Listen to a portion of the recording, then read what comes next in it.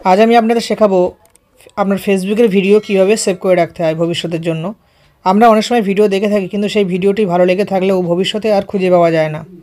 আজ আমি আপনাদের এমন একটি সেটিংসের বিষয়ে জানিয়ে দেবো যাতে সহজে ভিডিওটি খুঁজে পাবেন। এর জন্য আপনাদের সর্বপ্রথম ফেসবুকটি আপনার প্লে স্টোর থেকে আপডেট করে নেবেন। আপডেট করে নেওয়ার পরে আপনার ফেসবুক অ্যাপটি ওপেন করে নিতে হবে।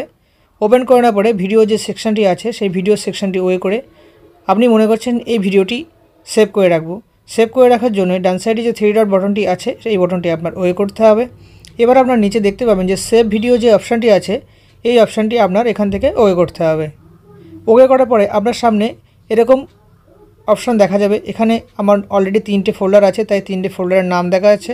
আপনারা চাইলে একটি নতুন ফোল্ডার তৈরি করে নিতে পারবেন। ফোল্ডার করার জন্য নিউ কালেকশন ওয়ে করার পরে এখানে আপনার কালেকশন নেম, এখানে একটি যে কোনো একটি সাপোজ নেম আপনারা দিয়ে দেবেন। আমি এখানে এবিসি দিয়ে আপনাদেরকে দেখিয়ে দিচ্ছি। এবিসি দেওয়ার পরে আপনার নিচে ক্রিয়েট যে অপশানটি আছে এই অপশানটি আপনার ওয়ে করতে হবে। ওকে করার পরে এই ভিডিওটি আপনার খুঁজে পাওয়ার জন্য আপনার ফেসবুকের যে হোম বাটনটি আছে এই অপশানটি আপনার ওয়ে করতে হবে। ওয়ে করার পরে উপরের সাইডে যে সার্চের যে অপশানটি আছে এই অপশানটি আপনার ওয়ে করতে হবে। এবার আপনার সামান্য নিচে স্ক্রল করতে হবে।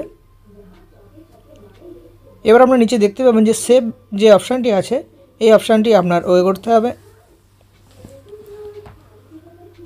এবার আপনি দেখতে পাবেন যে আপনার মোস্ট রিসেন্ট যে নিচে যে ভিডিওটি আপনি এক্ষুনি সেভ করলেন সেই ভিডিওটি এখানে সেভ হয়ে গেছে। ভিডিওটি আপনি ওকে করে দেখে নেবেন যে ভিডিওটি আপনি সেভ করলেন সেই ভিডিওটি কিনা। এভাবেই আপনি ফেসবুকের ভিডিও সহজেই আপনার ফেসবুকে সেভ করে রাখতে পারবেন কোনো রকম ডাউনলোড ছাড়াই।